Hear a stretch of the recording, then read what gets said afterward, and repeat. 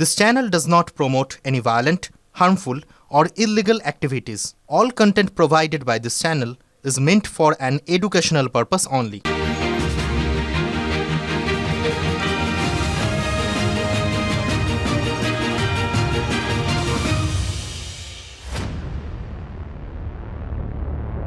इस बार कम ही हिंसा हुई है।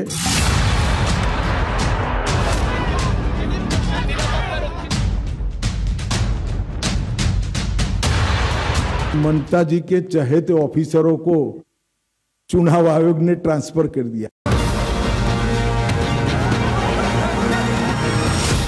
আমার হাত থেকে লোক সরিয়ে দিয়ে রঘুনাথপুরে কালকে দাঙ্গা করেছো।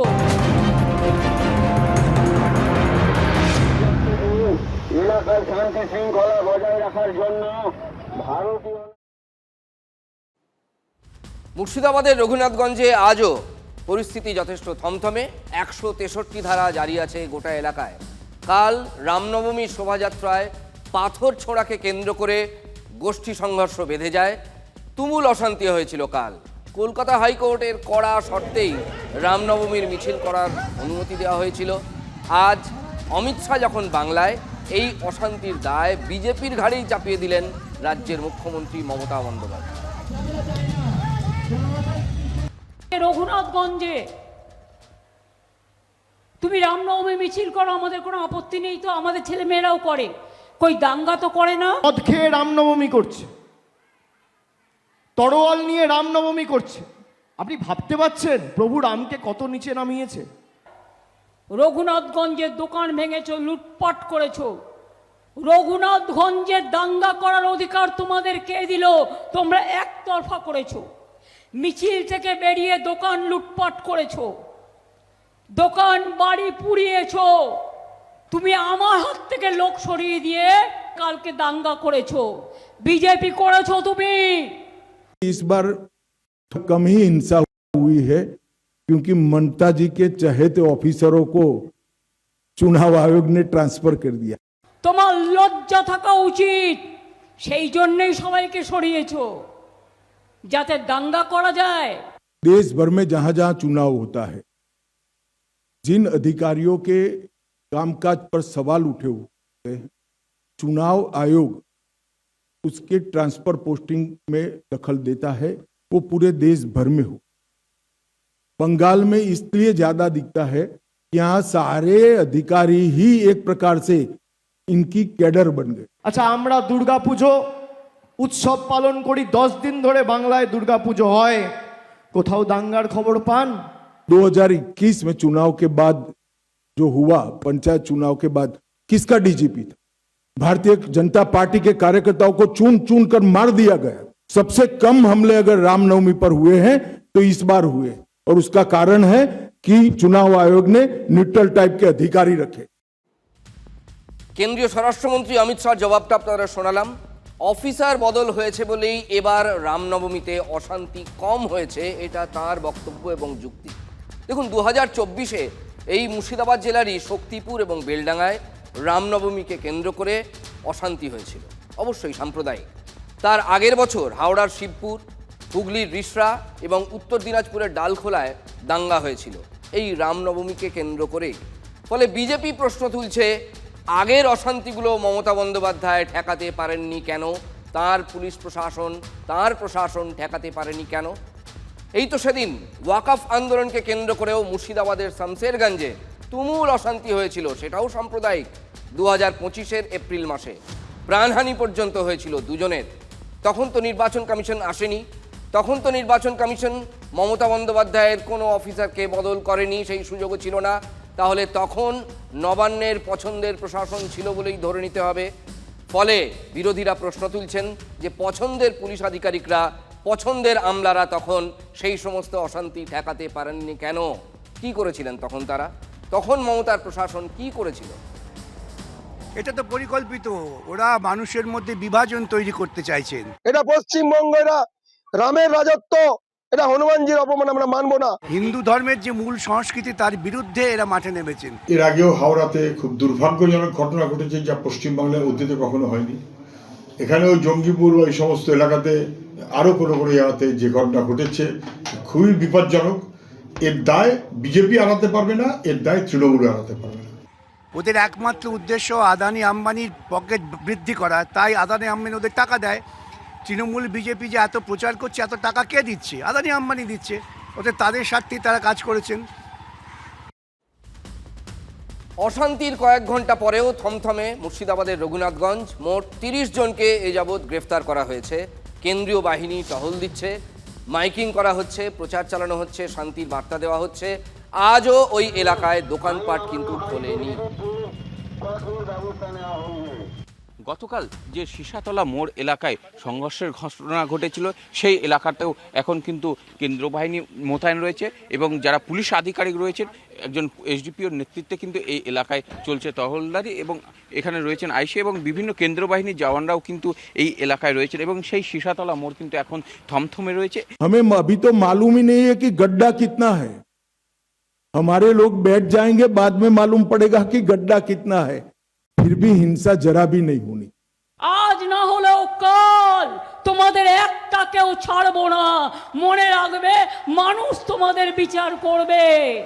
हम सब समुदाय की सुरक्षा की यहाँ पर चिंता करेंगे। পরশুদিন সিউড়িতে মিছিল করেছো, বন্দুক উঁচিয়ে মিছিল করেছো। আমি জানি না কেন administration is not taking action. আপনারা আমাকে দোষ দেবেন না, আমার থেকে সব কেড়ে নিয়েছে, সব নিজেদের মতো অফিসার রিক্রুট করেছে। ममता बनर्जी जी अगर ये सोचती है कि विक्टिम कार्ड खेलकर हम सिंपैथी प्राप्त करेंगे, तो आपको कॉन्क्रीट मुद्दों का जवाब देना पड़ेगा और इससे बच नहीं पाओ। हम बदतर से बदतर हालत वाले राज्यों से एक अच्छे सुशासित राज्यों में परिवर्तन करने का हमारा ट्रैक रिकॉर्ड है और बंगाल में भी हम इसको आगे बढ़ाएंगे। বিজেপির কেন্দ্রীয় নেতৃত্ব এবং রাজ্য নেতৃত্ব বলছে, আমাদের রাজ্যে এই পরিস্থিতির পরিবর্তনের জন্য বিজেপিকেই বাংলায় আনা প্রয়োজন। অমিত শাহ আজ শুনিয়েছেন সুশাসনে মানে গুড গভর্নেন্সে বিজেপির ট্র্যাক রেকর্ডের কথা। তিনি 16 আনার ওপর 18 আনা কনফিডেন্ট। এবার বিজেপি আসছে, আর তৃণমূল এই লড়াইটাকে দিল্লির দিকে নিয়ে যাওয়ার চ্যালেঞ্জ ছুটছে। अगर आप सरकार बना पाए तो ये हम टीचर बना ही पाएंगे अगर छोड़ दो। अच्छा ठीक है। বাংলায় জিতে দিল্লি যাতে দখল করা যায়, তার জন্য সবাইকে নিয়ে মাঠে নামবো। ভারতবর্ষের যত রাজনৈতিক দল আছে, তৃণমূল তো চতুর্থবার জিতবে, মমতা ব্যানার্জি মুখ্যমন্ত্রী হবে। লড়াইটা বিজেপিকে 50-এর নিচে নামানোর লড়াই। এদের রাখা যাবে না। এরা সর্বনাশী দল। তার কারণ এরা যদি কোথাও মাথা তুলে দাঁড়ায়, সব থেকে বেশি ক্ষতিগ্রস্ত গরিব মানুষ হবে। রেল বেচে দিয়েছে, সেল বেচে দিয়েছে, গেল বেচে দিয়েছে, এলআইসি বেচে দিয়েছে, দেশটাকে বেচে দিয়েছে। अगर आप सरकार बना पाए तो बना ही पाएंगे अगर छोड़ दो। উকুন বাছার মতো বিজেপি লোক দেখে দেখে বাঁচছে।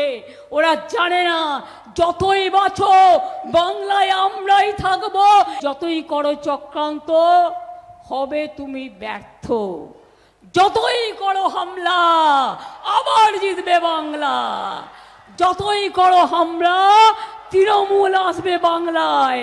मैं फिर से एक बार बंगाल की जनता को अपील करना चाहता हूं, भय छोड़ दीजिए, अपने अधिकारों के लिए बाहर निकलिए, भारी मतदान करिए और तृणमूल कांग्रेस की सरकार को मूल समेत उखाड़ कर फेंक दीजिए। বাংলায় বিজেপি এবার সরকার গড়বে বারবার দাবি করছেন, কনফিডেন্টলি দাবি করছেন অমিত শাহ থেকে শুভেন্দু অধিকারী, সুকান্ত মজুমদার, দিলীপ ঘোষ, প্রত্যেকে, শ্রমিক ভট্টাচার্য, সবাই। তৃণমূলের স্নায়ুর চাপ কি দিন দিন বাড়ছে? আচ্ছা, না হলে কেউ বিচারক, জুডিশিয়াল অফিসারদের হুমকি দেয় এই এসআইআরকে কেন্দ্র করে? তেমন অভিযোগ উঠছে। কিন্তু সুপ্রিম কোর্টের নির্দেশে এসআইআর এর কাজ করছেন জুডিশিয়াল যেগুলো রয়েছে লজিক্যাল ডিসক্রিপেন্সি, সেগুলো নিষ্পত্তি করছেন বিচারক এবং জুডিশিয়াল অফিসাররা। সাপ্লিমেন্টারি লিস্ট নিয়ে অসন্তোষে সেই বিচারকরাই হুমকি পাচ্ছেন। তারা অবশ্য হাইকোর্টের প্রধান বিচারপতিকে অনেক আগেই এহেন আশঙ্কার কথা শুনিয়েছিলেন। একে হুমকি, তাও আবার তৃণমূল কংগ্রেসের লেটার হেডে, দলের লেটার হেডে। আচ্ছা, যিনি এটা করেছেন কতটা বেআক্কেলে তিনি বলুন তো? বেআক্কেলে বলবো নাকি বেপরোয়া বলবো? অভিযোগটা কি? তৃণমূলের লেটার হেডে 2 জুডিশিয়াল অফিসারকে একটা হুমকি চিঠি দিয়েছেন তৃণমূলের কোচবিহার জেলার সভাপতি। অভিযোগ, চিঠিতে গোটা গোটা অক্ষরে বাংলা কথায় দেখে নেওয়ার হুমকি রয়েছে। প্রশ্ন তোলা হয়েছে, ডিসপোজাল ভালো হচ্ছে না কেন? মানে এক কথায় নিষ্পত্তিগুলো তাদের মনের মতো হচ্ছে না কেন? নিষ্পত্তি কেন ভালো হচ্ছে না? যথারীতি ওই চিঠি হাত ঘুরে হাইকোর্টের প্রধান বিচারপতির কাছে এসে পৌঁছেছে। ডিজিকে, রাজ্য পুলিশের সর্বময় কর্তাকে সেই চিঠি ধরিয়ে দিয়ে চিফ জাস্টিস ব্যবস্থা নিতে বলেছেন, কড়া পদক্ষেপ করতে বলেছেন। অ্যাডজুডিকেশনে যখন দায়িত্ব নিয়েছিলেন জুডিশিয়াল অফিসাররা, তারা এই অভিযোগ তুলেছিলেন যে বিভিন্ন জায়গা থেকে তাদের হুমকির মুখে পড়তে হতে পারে। সেই সময় এই বিষয়ে কড়া পদক্ষেপ নেবে নির্বাচন কমিশন, এমনটা আশ্বাস দেবার পরেও যখন প্রথম সাপ্লিমেন্টারি তালিকা প্রকাশ হয়ে গেছে, তারপরেও দেখা যাচ্ছে হুমকির শিকার হয়েছেন 2 জুডিশিয়াল অফিসার, দুজনেই কোচবিহারের। এর মধ্যে একজন মহিলা বিচারকও রয়েছেন, তাকে রীতিমতো ফোন করে হুমকি দেওয়া হয়। এরকম একটি হুমকি চিঠি, সেটা লিখিত আকারে দেওয়া হয়েছিল যে জুডিশিয়াল অফিসারকে, সেই চিঠি নিয়ে আসা হয় এই বৈঠকে। হুমকি দিয়েছে সেই দলটি কোনো সংবিধান মানে না, কোনো গণতন্ত্র মানে না, নির্বাচন কমিশনকে প্রতি মুহূর্তে হুমকি দিচ্ছে, আকণ্ঠ দুর্নীতিতে তারা নিমজ্জিত। অত্যন্ত অসন্তুষ্ট হয়ে প্রধান বিচারপতি জানতে চান নিরাপত্তা কোথায়। 2 জুডিশিয়াল অফিসারকে যদি এই ধরনের হুমকি চিঠি পাঠানো হয়, তাহলে তারা কাজ করবেন কি করে? আমার মনে হয় না আমরা কোনো জুডিশিয়াল অফিসারের বিরুদ্ধে কোনো অভিযোগ থাকতে পারে, কিন্তু হুমকি দেওয়া হয়েছে এটা আমার জানা নেই। ডিজিপি আশ্বাস দেন যে এই বিষয়ে তদন্ত করা হবে। এই 2 জুডিশিয়াল অফিসার, তাদের নিরাপত্তা আরো বেশি বাড়িয়ে দেওয়া হয়েছে। পিওর পুলিশিং ম্যাটার আছে, সিকিউরিটি ম্যাটার আছে, ওরা অ্যাকশন নেবে। এবং এটা ঠিক, এটা অপপ্রচার। তৃণমূল এই হুমকি চিঠিতেও বিজেপির পরিকল্পিত চিত্রনাট্য দেখছে।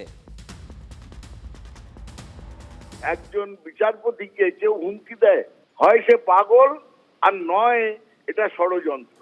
আমরা যতদূর জানি যার বিরুদ্ধে আপনারা অভিযোগ করছেন সে পাগল নয়।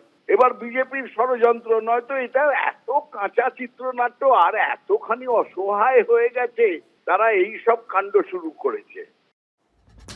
প্রশ্ন হচ্ছে, এটা যদি সত্যি জাল হয় বা এটা যদি পরিকল্পনাই হয়, ষড়যন্ত্র হয়, তাহলে তো তৃণমূলের লেটার হেডটাও জাল করতে হয়েছে, তাই না? সত্যি কি তাই? এই সাপ্লিমেন্টারি লিস্ট নিয়ে তৃণমূল সুপ্রিমো মমতা বন্দ্যোপাধ্যায় চরম ক্ষুব্ধ।